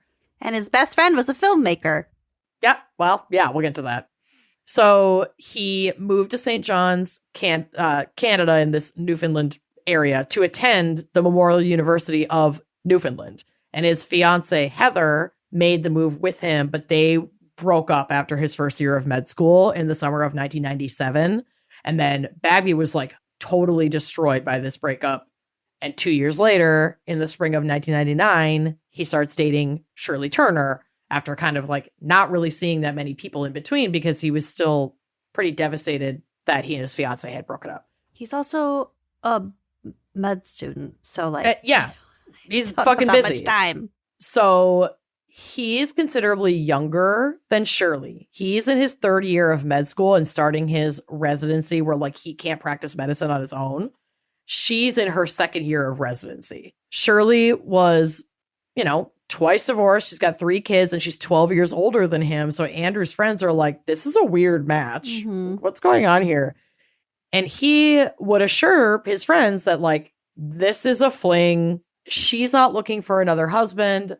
She's not looking for anything serious and knows that I'm not looking for anything serious while in medical school. We're just hanging out and having fun and hooking up. So this is not like a super serious relationship for him. And it is for her. You don't say. Yeah. But she at this point has manipulated him into thinking, oh, no, we're on the same page as long as you're still with me and only me. And then we'll see how it goes. So after graduation, Andrew Bagby would return to his home state of Pennsylvania, working as a family practitioner. And Shirley Turner did the same thing she did to the last guy, who coincidentally also moved to Pennsylvania, and would follow him to the States, like go visit him. But she took this way further. She fully moved to the United States. She took a job in Council Bluffs, Iowa. That's where Ellen's from. I know. While Bagby is working in Latrobe area hospital in Pennsylvania. And in this way, the relationship continued pretty okay because they're long distance. Shirley's flying frequently out to Pennsylvania to spend the weekend with him. And it's kind of allowing this just fling thing to continue. He's not visiting her. To him, it's like, we're still not that serious, but if you want to fly out here and hook up, like, that's fine, whatever. Yeah. We're all consenting adults. But he had made it sound to his friends, and I believe him, that he was like, we weren't exclusive. We have kind of like an open relationship thing because we're long distance now, and we weren't exclusive to begin with. So he's like sort of seeing other people, or like going on dates with other people, and she visits every once in a while. Fine by me. I don't care. Yeah. And that's just what the situation was. That seems like a pretty common arrangement. Yeah. And according to Andrew's parents, he did try to frequently like ease out of the relationship and just move away from that. But like Shirley just kept coming around. Yeah. Found ways to just keep coming around. And a lot of folks were saying about their friend and their son, like Andrew was just so nice. He was like too nice to put his foot down. And this was working out for them as he thought. So he just was like, okay, we're going to continue this long distance relationship. And then as his interest in other people starts to grow in October of 2001, he's like, no, I have to finally shut this down. We can't keep doing this. So he's trying to make a clean break from her, a final breakup. In response to him trying to break up with her, she purchases a .22 caliber handgun and enrolls in a series of firearm safety classes. She also tells Andrew that she's 3 months pregnant. Spoiler alert, she's not yet. But she's not pregnant when she says this to him. And this was a very misogynist thing that I thought. But when you said that she just kept coming to visit him, my first thought was she's trying to get pregnant. Honestly, I think she was. Mm-hmm. And while we don't apply, like that obviously gets over applied to so many situations that aren't It's a really easy excuse. Right. Or like a thing to blame on women. But in this particular case, sometimes that is happening. That is it can be a very big manipulation tactic. It can be like a misogynistic stereotype and still truly happen in the real world. Mm-hmm. Like those two things can be true. So she tells us she's pregnant. At this time, she's not. But she uses this to get Andrew to agree to talk to her at an upcoming wedding of like mutual friends. They were both going to be there at this wedding. According to friends who were there during the wedding, the pair kind of acted like a couple, like they were dancing together, they're drinking together.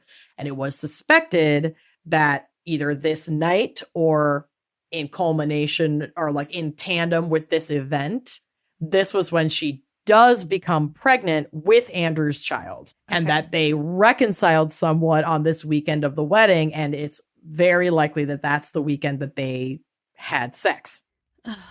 But Shirley wanted more than Andrew was ready for, and Andrew didn't know that Shirley was pregnant for real. He's still thinking she's pregnant from this lie that he had told her. And now she's like, oh shit, I really do need to get pregnant because he's got to find out that I'm not actually pregnant. Mm-hmm. And at the same time, Shirley is getting more and more suspicious that Andrew is getting serious, or at least seeing a specific person at the hospital that he works, a radiologist, a female radiologist that he works with. So Shirley goes after that woman. Because it is the other woman's fault. Always. Leaving messages and anonymous phone calls, but they're all from Shirley Turner's cell phone. And she's leaving messages saying that she should ask Andrew Bagby about the, quote, beautiful blonde lady doctor that he's been seen with. And that Dr. Bagby hurts people. Okay. Leaving just these like fucked up weird messages on this woman's totally third party, not involved in any of this shit woman's cell phone. Yeah. Like they're probably just colleagues hanging out at and outside of work. Doesn't mean it's, and even if it is. And I think that they were seeing each other. I really do. But like right. Bagby had been like, no, we're not together. Like we hook up, but we're not exclusive. So I can see whoever I want. Mm-hmm. And he had told friends that he had told Shirley that. Mm-hmm. So this wasn't like him being sleazy about it. And, you know, even if it was, you don't have to be a fucking perfect victim. But like she was manipulating the situation and was pissed that like she's a fucking pick me and he is still hanging out with this radiologist. And so because she is not a good fucking person, she goes after this woman who has nothing to fucking do with her shit. It's very frustrating. So things escalate from here real fucking fast. So I'm going to go into more like a timeline bullet point mode to try and cover all this shit because it's a lot. Make it as clinical as possible because this shit fucks me up. Yeah, yeah. On October 26th, Shirley went to spend the weekend with Bagby. November 3rd, she admits to lying about being pregnant in an effort to keep him in a relationship. Bagby is furious. She may not even know she's actually pregnant at this point. That's unclear to me because like her lie and them having their weekend together were not that far apart. Mm-hmm. So she might not know yet when she makes this confession. Bagby is furious, understandably, and drives Shirley to the airport, breaks up with her firmly, finally, I don't want to talk to you again, sends her back to Iowa. The next day, Shirley makes 3 phone calls to Andrew Bagby from her home in Iowa, then gets in her car around 1 p.m. to start the 16-hour, 946-mile drive from where she lives to his hospital in Pennsylvania. Jesus. With her gun and ammunition inside of a box in her Toyota RAV4. Ugh. In the early morning of November 5th, 2001, around 5:30 a.m., she confronted Bagby at his residence. He was in like a little townhome that's right across the street from where he has his practice, his medical practice.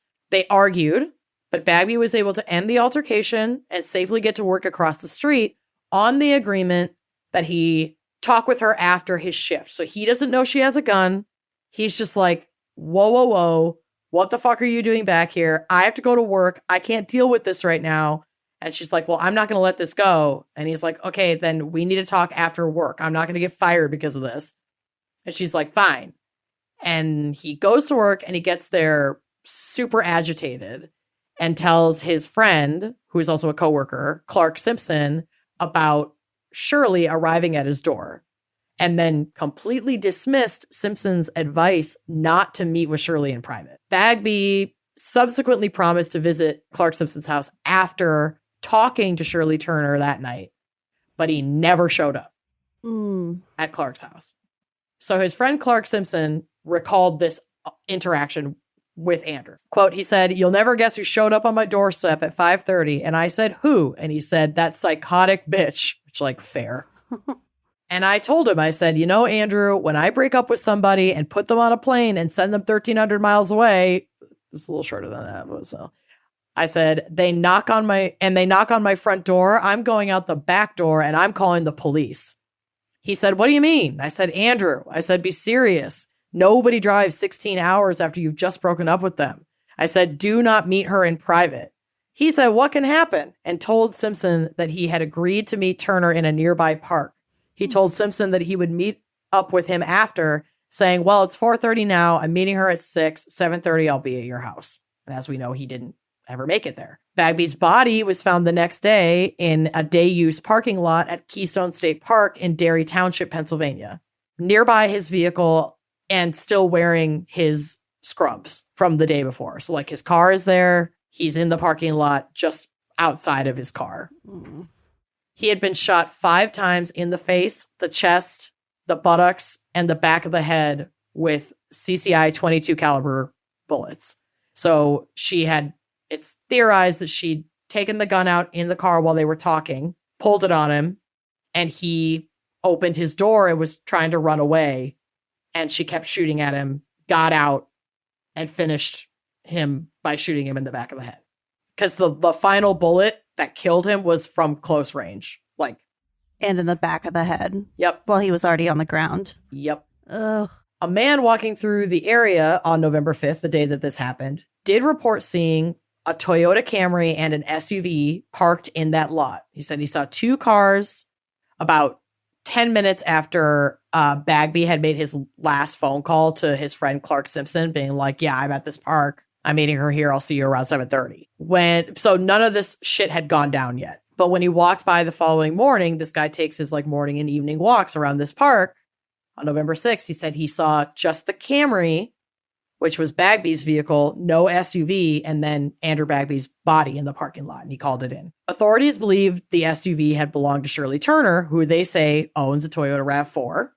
On November 6th, according to records tracked by authorities, a lot of like cell phone records, Shirley Turner was driving back to Council Bluffs, a roughly 16-hour, 900-plus mile trip. They also tracked her movements between Iowa and Pennsylvania through cell phone records, like over the course of when this crime took place based on like his time of death, etc. So acting on statements by Clark Simpson and others, the Pennsylvania State Police contacted Shirley Turner.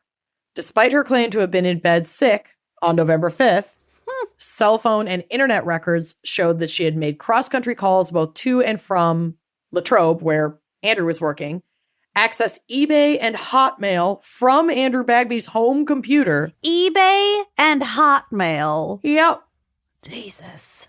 And used his home phone to call Iowa, to call the hospital she worked at and tell them she was homesick. They didn't even know that she was here. Fucking idiot. Yeah, I mean, She's I'm glad she was so fucking dumb about yeah. this shit so that she could be brought to justice, but spoiler alert, she kind of wasn't brought to justice. But yeah, there's a lot of evidence here. When confronted with this evidence, she claimed that she met with Bagby at Keystone Park, but that he had put the gun in his trunk. So she had told, this was weird, she had told her shooting instructor that her gun had been stolen.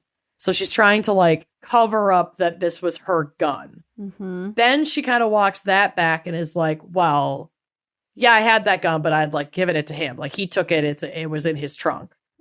And so it's almost like she was trying to set up something that I think she was going to try some manipulation shit based on her former tactics and be like, yeah, he took my gun. Victim. He was going to kill himself or kill me.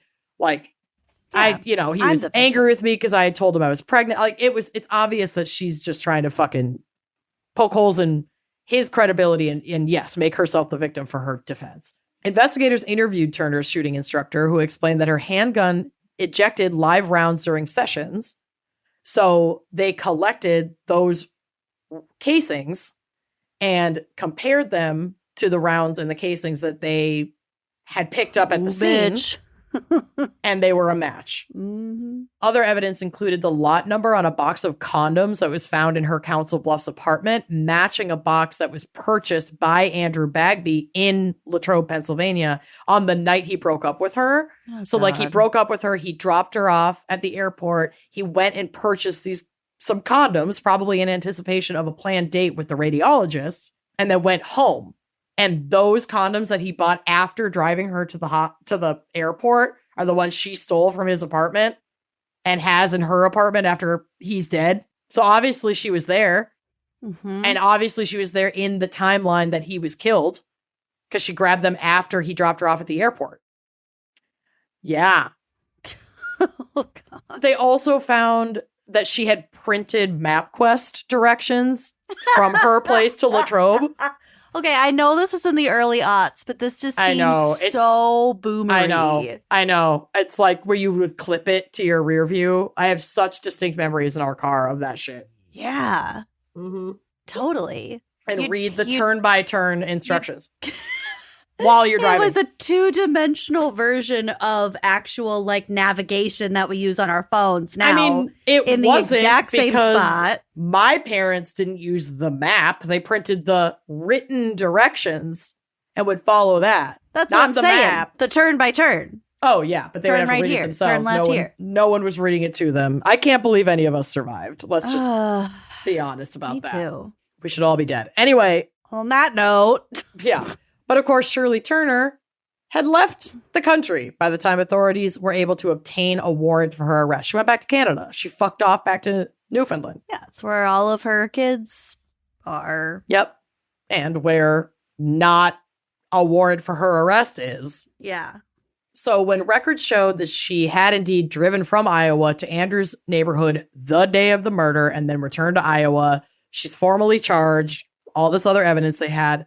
But now she's gone and there needs to be an extradition hearing because she's back in Canada. And this takes weeks. She would later claim that she just left because she had to see her son, who was in the hospital due to a car accident. But But I even care her so much about my kids all of a sudden. Right. But even her son, who at this point is an adult living on his own, was surprised to see his mother, given how absent she'd been in his childhood. Wow. So she shows up and starts to try to like suddenly reform a relationship with him, probably because she has nowhere the fuck else to go and she's wanted for murder in the US. She also told Andrew Bagby's mother that she didn't intend to ever return to the United States. So that made it clear to the US that like they're going to have to do a full extradition because she's not fucking coming back. During this time, Turner announces that she is verifiably pregnant with Bagby's baby. His poor fucking parents. Oh, yeah. We'll get to the parents. Bagby's parents. Zachary Andrew Turner, so yes, this woman named her baby after the man she murdered, was born on July 18th, 2002. Andrew Bagby's parents moved from the States to Newfoundland to attempt to be present grandparents to their grandbaby that never got to meet his father, their son. It's so fucking heartbreaking. And we're anticipating that someone would need to have custody of Zachary depending on the outcome and duration of the trial against Shirley. Shirley, of course, tried to block their access to Zachary at every turn. And they were able to... And they're just trying to make it easy as possible to get custody of their grandson. Because their mother is arguably going to prison. I can't believe they can fucking look her in the face, let alone be in the same... She put them fucking through it. It's wild. They were finally able to negotiate a supervised 1 hour a week visitation.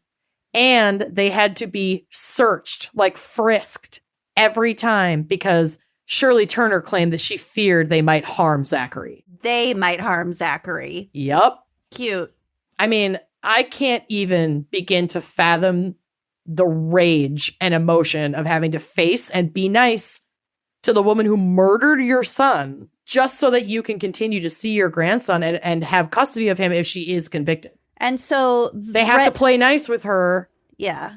Or they're fucked. At this time, they're going through some sort of extradition process back to the U.S. so she can stand trial, or is that already like happening? I think the trial has begun at this point, but I think it's in Canada for some reason. I'm a little fishy on that, and I just kind of focus on like the more emotional aspects of this than those exact logistics. But this begins with that process and extends through all of these processes.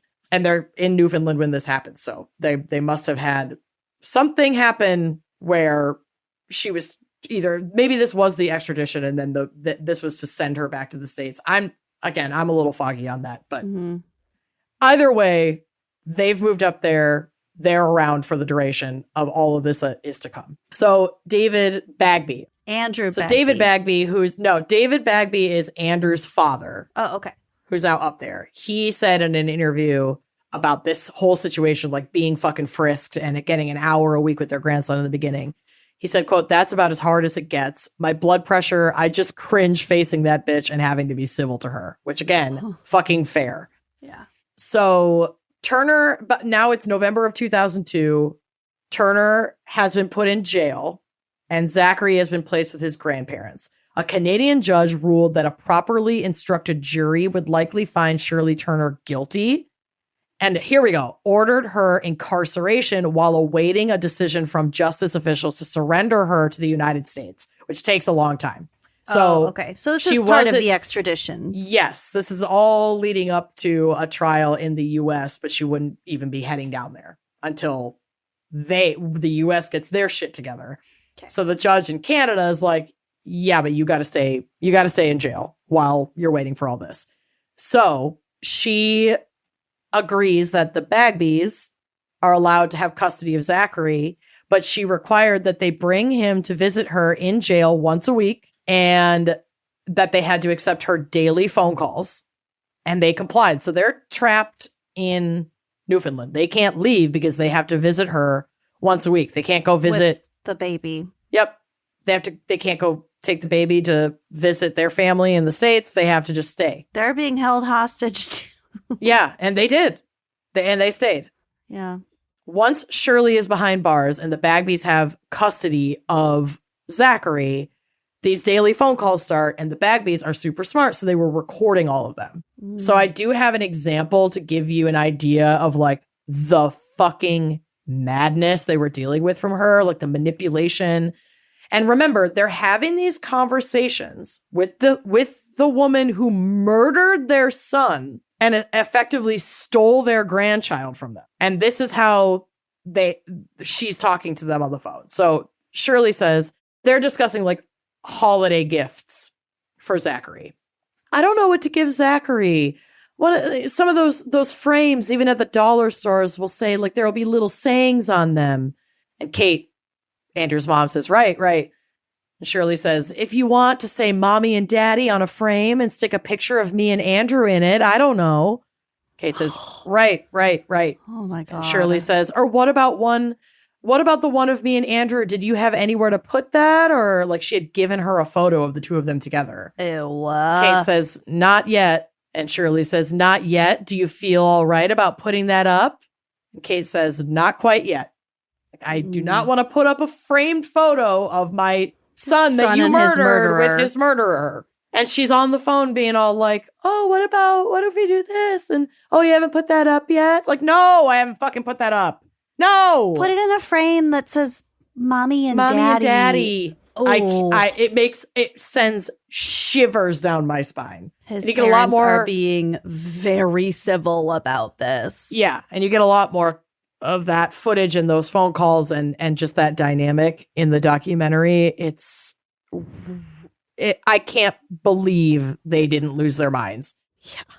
2 months later, so she's in jail for 2 months, Shirley Turner petitioned to be released on $75,000 bail. At the hearing, the judge would rule that, quote, there's no indication of a psychological disorder that would give concern about potential harm to the public generally as her crime. While violent, was specific in nature. So they essentially said, you're not a danger to society as a whole. You went after this one guy and he's gone. So yeah, we can let you out on bail and then you can see your son. As Kate Bagby described it, she said, quote, I had to sit in the back of the courtroom, while Judge Green said to her, I'm so sorry, Dr. Turner, your life is on hold and I know that the law is slow. And I wanted to scream, my son's life is on hold forever. And you have the audacity to apologize to this murderer while you're apologizing to her and letting her go home while she continues to wait for extradition. But my son is dead. I can't. But that's the way the cookie crumbled. She was released. Zachary, now 6 months old, was returned to her custody. She entered into a brief relationship. I would say it's a hookup. This is July of 2003. She's hooking up with a guy she met at a bar in St. John's. Good. He broke off this new relationship after learning about her connection to the Bagby case. Oh, shit. In response, she made a total of 200 threatening phone calls to him over the course of the next month. Oh, my God. She also claimed to be pregnant by this man, although no evidence existed that this was true. Dude. This guy contacted the RNC, which is the Royal Newfoundland Constabulary, the cops, 3 times to complain about the harassment, which was a violation of her bail terms.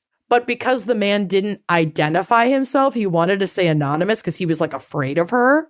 Oh, and he would have had to have identified himself to file a criminal complaint. So he couldn't file an official criminal complaint against Shirley Turner. So it just went away? So no investigation was launched at all by the RNC. They didn't even look at it. Oh, my God. When a constable contacted Turner's lawyer about the claim of harassment, they just denied the allegations. That never happened.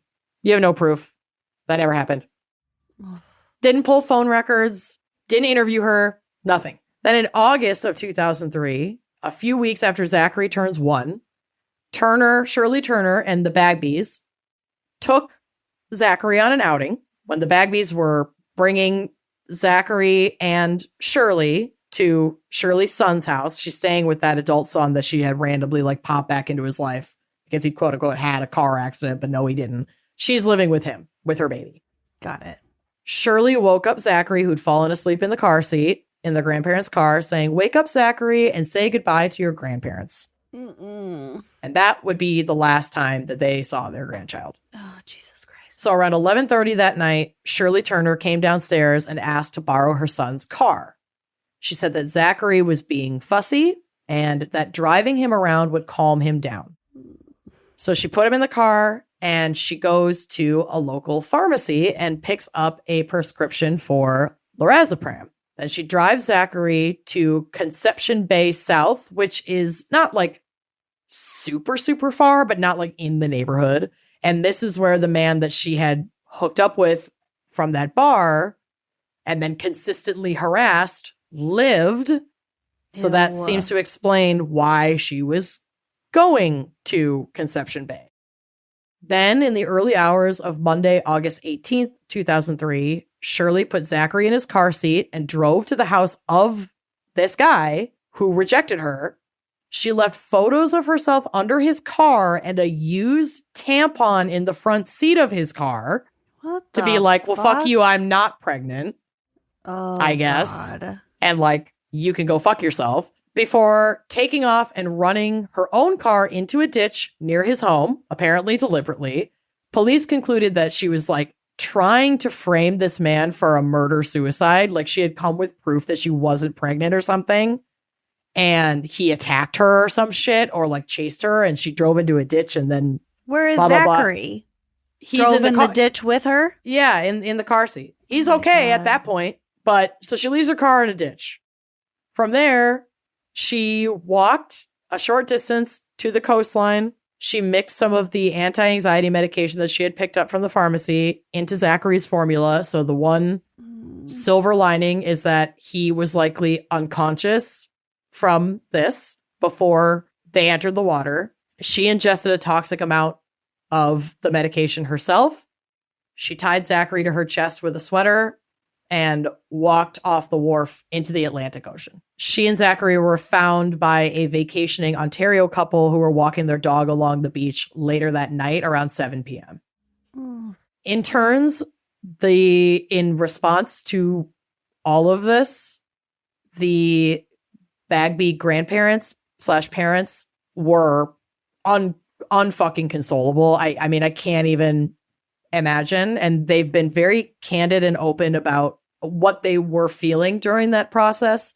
They talked about how they did consider taking their own lives. They'd lost their only son. They'd lost their only grandson. The circumstances were so heartbreaking. They didn't do that. They also admitted that they fleetingly entertained the thought of killing the judge that had released Turner on bail.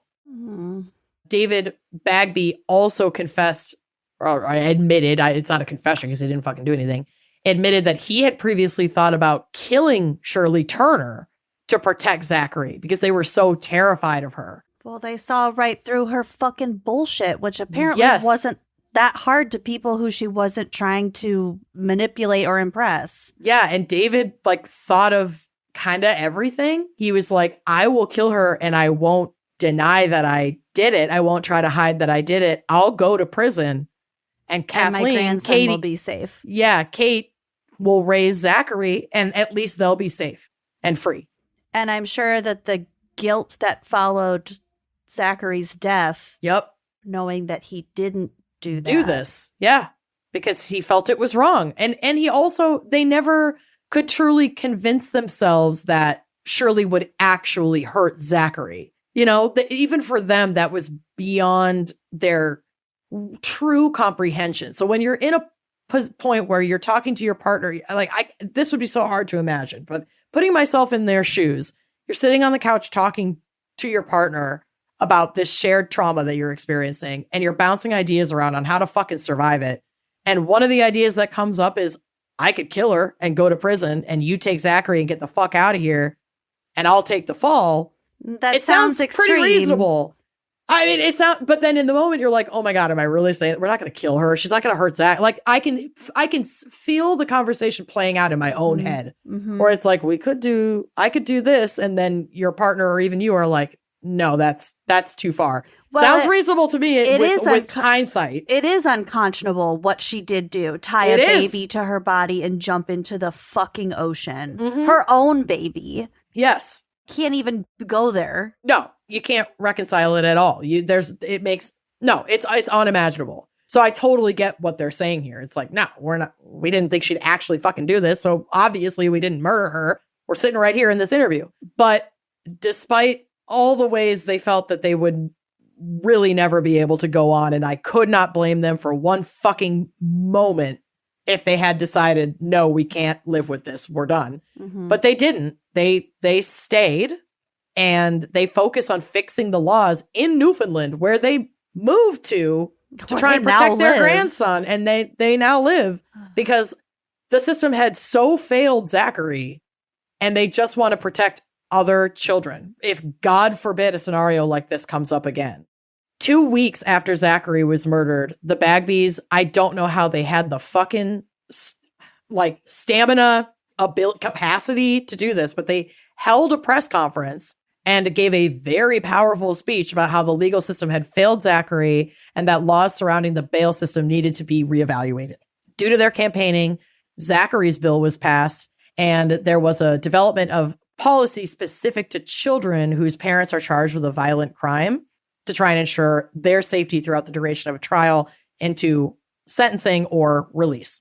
Although it would take years of work, on October 23rd, 2009, Scott Andrews, who was then a lawmaker in the Newfoundland and Labrador region, introduced Bill C-464, or Zachary's Bill, which would change the Criminal Code of Canada, all of Canada, to allow the courts to justify refusing bail to those accused of serious crimes in the name of protecting their children. And it was finally signed into law by Governor General David Johnson on December 16th of 2010. So in 2008, Dear Zachary, A Letter to a Son About His Father is the movie we were talking about, the documentary. That was released in 2008.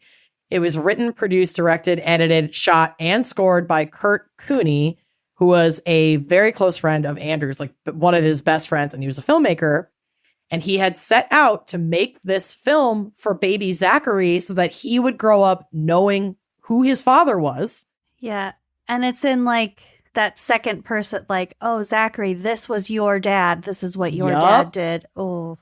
In the process of making this film, Zachary was murdered, and the project changed from a story like for a son about his father into a story for the world about the failures of the system that led to Zachary's tragic death. And Andrews. And it's a really hard watch, but I do encourage folks to watch it because while I'll warn you that it will destroy you, it's really difficult to watch. It's really hard to watch, but I'm just reminded of like the case of the children adopted by the Harts that we talked about in the Mommy Dearest episode. Like if we don't learn about and confront these failures, more children and families are going to be harmed.